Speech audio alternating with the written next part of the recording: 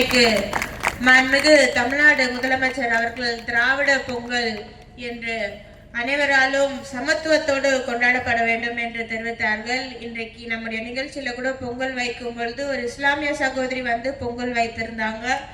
மாண்புமிகு தமிழ்நாடு முதலமைச்சர் அவர்கள் கொளத்தூர் பகுதிக்கு வந்தப்ப கூட ஒரு இஸ்லாமிய சகோதரி, ஒரு ஜெயின் சமுதாயத்தை சார்ந்த சகோதரி, அதே போல ஒரு கிறிஸ்துவ சகோதரி, இப்படி அனைவருமே கொண்டாடக்கூடிய நாள் தான் இந்த திராவிட நாளா இருக்கிறது, திராவிட பொங்கலா இருக்கு. ஸோ இங்கே வருகை தந்திருக்க அனைத்து கழக நிர்வாகிகளுக்கும் என்னுடைய தை திருநாள் வாழ்த்துக்களை தெரிவித்துக் கொண்டு, தூய்மை பணியாளர்களுக்கும் மாற்றுத்திறனாளி சகோதர சகோதரிகளுக்கும் என்னுடைய தை திருநாள் வாழ்த்துக்களை தெரிவித்துக் கொள்கிறேன்.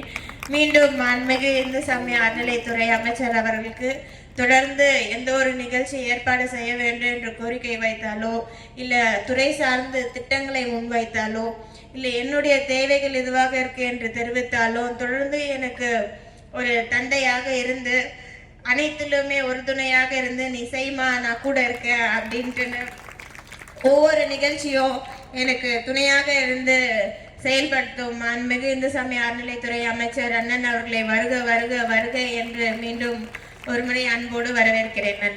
செய்திகளை உடனுக்குடன் தெரிந்து கொள்ள கீழ்கண்ட கேபிள் மற்றும் டிடிஹெச் நெட்வொர்க்குகளில் எம்நாடு செய்தி தொலைக்காட்சியை காணுங்கள். பாதகம் செய்பவரை கண்டால் நாம் பயம் கொள்ளலாகாது பாப்பா.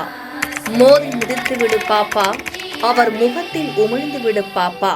அண்மை செய்திகளை உடனுக்குடன் தெரிந்து கொள்ள இணைந்திருங்கள் எம்நாடு தொலைக்காட்சியுடன்.